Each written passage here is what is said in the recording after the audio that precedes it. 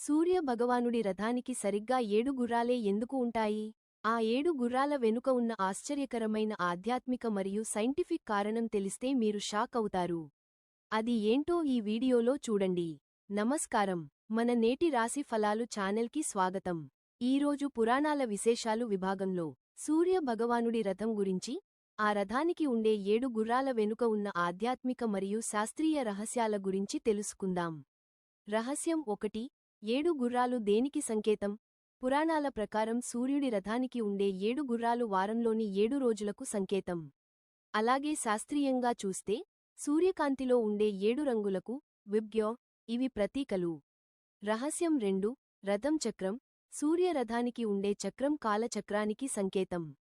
ఇది నిరంతరం మారుతున్న కాలాన్ని సూచిస్తుంది. రహస్యం 3. అనూరుడు, సారథి. సూర్యరథానికి సారథి అనూరుడు.